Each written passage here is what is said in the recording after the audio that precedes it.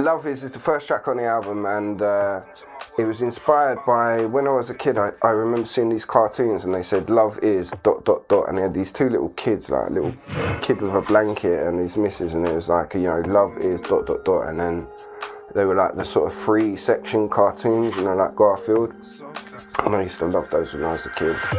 And I don't know why the love is ones always sort of stuck in my head. And that was the sort of original inspiration for it. Love is ...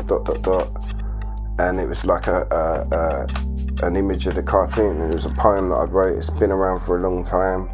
It was probably the first thing that was written that ended up on the album, and it's one of the things that I'm most proud of that I've ever done. Track 2 is called That's Everything, with one of my most favourite people in drum and bass, Pete Archaic, and a guy called Dave Owen from America, who became one of my favourite people in drum and bass when he suggested the Big Homie tour of 2018, Sense MC in America. And it was one of those sort of international collaborations. The boys were working together, they had an idea for the track. I'm pretty sure that it was recorded, I had the vocals recorded for something, and I'd pretty much forgotten about it. And then Pete turned up at some festival, just turned up at Shibui, and he just gave me a little wink and said, oh yeah, I've got a little thing that I want for your album. And yeah, that's when he played it the first time, and he straight away, instantly, I was like, right, that is definitely 100% going to be on the album. You're a genius, thank you. And that is track 2, sort of a stateside Shanghai Hersham collaboration. It's kind of half-time. It's got a mental second drop, and I'm quite proud of it because it's only actually got a few words in it. It's only a tiny little thing, and it's still definitely a vocal tune. So to be able to get everything that I wanted to say into those tiny 4 little lines is something that I'm happy about, and I'm like pleased that I managed to get done. Alright, track 3 is called After Dark, and it's special for me because it's got Codebreaker MC, the only other guest that I had on the album, vocalist. He's my brother in this and in life. He's looked after me a lot, and along with Billy, my Fathom Audio crew, and you know, if there was going to be one MC that I had on my album, it had to be him, and I'm so glad that he did it. I had to sort of, he hadn't written anything for 2 years or something. He had time off, he went and he had a child, and he was doing different things, and he's come back and he's making techno and this and that and the other. But I'm just so glad that I had my brother on this track. Filth made it happen. We went down to an amazing studio and recorded it together, and I'm just really grateful that I got, just even if it's another 32 bars of Codebreaker, that is so important, that I'm just really happy, and that will always make me happy. He's my brother and I love him, and that will always be special, that track to me. Disconnected with my brother Lynx. He is an absolute dude, and we've made loads of different, every time we go in we make a different type of track. We've been making tracks together for quite a few years now, and this is a track called Disconnected. It's fun. It's like a fun tune. It's mental in a club live how different it sounds. The bass line literally comes alive. The louder you turn it up, the more alive the sub bass comes, and people say, oh, you know, it doesn't progress too much, or it's this, or it's quite simple. Yeah, that's because that's the art that we decided to make on this track. It wasn't like a Nine Muses, you know, 5-minute love poem. It was designed to do work in a nightclub. I wanted the album to combine everything that was representative of what we wanted, and yeah, just I went in the studio with Steve. It took not a long time at all. The intro, the lyrics, I'm happy with. They were interesting. There's a lot of things in there where if you take individual bars, there's a lot of things that you can go back to, and at the end of the day, it's a simple, nice, beautiful build up, and then a fun bass line that goes off in the nightclub, and it gives you something to think about. So that pretty much ticked all the boxes that me and Steve were trying to accomplish with that one. So yeah, pretty happy. Alright, track number 5 is called Two Planets. It's one of my favourite things I've ever done. It's a conceptual love story between two planets rotating around the universe, catching little glimpses of each other. And I tried to make every single bar of it, like, not scientifically accurate, but basically scientifically accurate. I like every single bar. And then I was really happy with it because it's one of the only original ideas that I think I've ever had. I went and looked it up, and like in some sort of Greek mythology there was a hint of, you know, it was more the gods that got named after planets that were in love. And I thought, no one's ever done this, no one's ever thought of a love story between two planets. That was my original idea, and then I went along a scientific theme, and then I just channeled my inner love for Neil deGrasse Tyson and Stephen Hawking, and you know, it just came out. Really, I'm really super happy with it. In the end, especially the way that the story finished itself off in every way, in scientific ways. Like, I couldn't have planned that. When I started to write it at the beginning, I never have predicted that it was going to finish off so beautifully at the end. And Zero T smashed the tune. This is something that we've done together for years. He just makes beautiful music of all genres. And we got a guy called Ishfaq to play live bass, and it just added a whole new element to it. And it's just a mad song. And I really need NDT, Neil deGrasse Tyson, to hear it. I really need him to hear it. I made it, so I thought, you know, he'd like it. So yeah, if you've got his like digits, hit me off and I'll send him a copy, yeah? If you're watching this, Neil, come on man, I made this for you, bro. I love you. Not in like a funny way, like I love you. I want you to be my uncle. Dopamine by Archaic and Jekyll. Two absolute dapper Dans. What was the theme of the tune? It is kind of, it's a tune that you can play in a nightclub, and the interesting thing about this tune, I'm going to keep this brief, is that I think it is the first ever time that anyone's ever done a slow it down in a drum and bass tune. Now, slow it down is a thing that happens in battle rap, when someone says slow it down, and then they say the same thing in a different way, and So I didn't invent it. But I believe I'm the first one to ever bring it to this arena. And then the thing about it is, I had this like, oh, it's a dopamine. The flow's dope. I mean, that was the bar.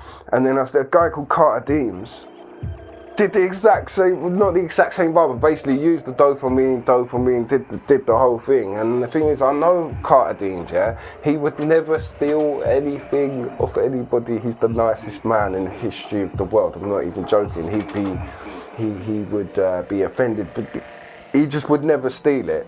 So, like, obviously I wrote it, recorded it years before, and then he busted it in a thing. So it might look like I nicked it, but I didn't. Carter will tell you, and Carter never lies to anybody, not even his mum, not his cats, no one. Shouts out to Carter, yeah? Tomorrow, I made it with my friend Fib1. He is like literally the most talented person I've ever bumped into in any field of anything ever. He is the best artist and probably the best or most interesting beat maker I've ever come across. He's a freak. I hate him, he's handsome, he's got like beautiful family, misses, kids. Like, it makes me feel bad about my life every day, but luckily I'm blessed to have him on my side and make beats with me for the last 10 years. Also, he made this, did my beautiful artwork, which I will always be grateful for, and I'm just so lucky that I've been able to work for him for so long. And now we've even sort of headlocked him, and he's got an EP coming out on Different music very soon, which I was lucky to just jump all over, and I can't wait for it to come out and everyone can understand what a ridiculous talent he is of every genre. And I hope people will look at him like in terms of progressive thought to production, like they do to, you know, like a Stray or you know, an Ohm Unit or a producer of that caliber, because that is literally how he operates. So yeah, I'm quite jammy, innit? Lucky boy. Sinatra, it is a conceptual skit. I don't know what it is. I don't know what it is. Is it spoken word? I don't know. It's just an idea that we had, and I thought it worked beautifully, and it fitted the album. It fitted the tone. There's some interesting lyrics in there. If you go in there, you're one of those people, which I hope there will be a lot of people that will break every word, every syllable, and how I've done it, because I've literally designed it with that much care, and it's an interesting one, and. I've never really heard nothing like it. It's a bit odd. But odd's good. Yeah, Filth made the beats. Pianos. Frank Sinatra. There's so many things like that. I hope that people will get the stuff that's hidden. Like, to be frank, I'm doing it my way. That's life. That's the intro, right? So to be Frank Sinatra, I'm doing it my way. That's how. In that first line, I've got 3 references to the first bit of "It's an art," raw. So just the whole thing is a big, complicated web. And if you wanna just go deep into the web, then feel free, because I've designed it to like be explorable, and like you get value for doing it. So knock yourselves out, yeah. State of the art. It's with my friend Coma. He's from where I'm from, and he's just a really nice dude, and we make good music. He's into a lot of the sound that I grew up with, the old sort of hardware, virus, sort of techie, and I wanted stuff on the album, so it wasn't just all mystical, ethereal, where you couldn't really tell what sort of genre it is. I wanted some things. This is a drum and bass album. This is a drum and bass album. The only one that I can't,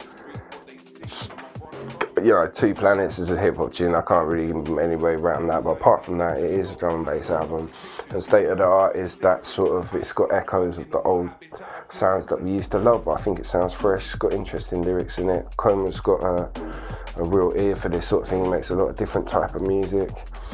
And he's my mate, so yeah, State of the Art, and we're allowed to talk about the surprise bonuses. Fuck it, I've done it now. So basically, yeah, he did the VIP remix that comes if you buy the vinyl, the track number 11 or 12. Because it had been around for so long, he wanted to do an update. So we were like, cool. Dex was like, no, the original tune's the best tune ever, don't touch it. I was like, no, okay, right, you can. Eventually we argued about it, we squeezed in the little bonus. That's how we roll, different music, baby. Shouts out to Coma. Alright, number 10 is a track called Just a Ride, and it's inspired by my deep and lasting love for the comic and social commentator, I guess, Bill Hicks, and yeah, wait till we see the video. I just saw the video of it today. It's gonna be sweet.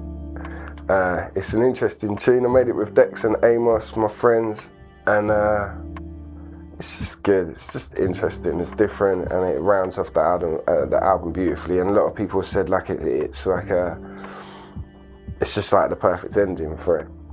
And it you won't hear many drum and bass tracks like that. And you won't hear many drum and bass tracks like any of these. And when you go through 1 to 10, and I've got deep feelings for every single one of these, and I can't believe how beautiful it came out. I couldn't have planned it. Well, I did plan to make it beautiful, but I could never have guessed that. You have ideas, and I think a lot of the ideas that I had for this album worked, and a lot of them worked much better than I ever could have hoped for. So for that, I'm just always going to be proud, always going to be grateful to Dexter and every artist that contributed to it, and everybody that supported me. And I know that when I'm old, I will be able to look back on this, and I'll always be proud of it. And as an artist, that means more to me than I could ever explain. So thank you. And thank you if you bought it, or stole it, or love it.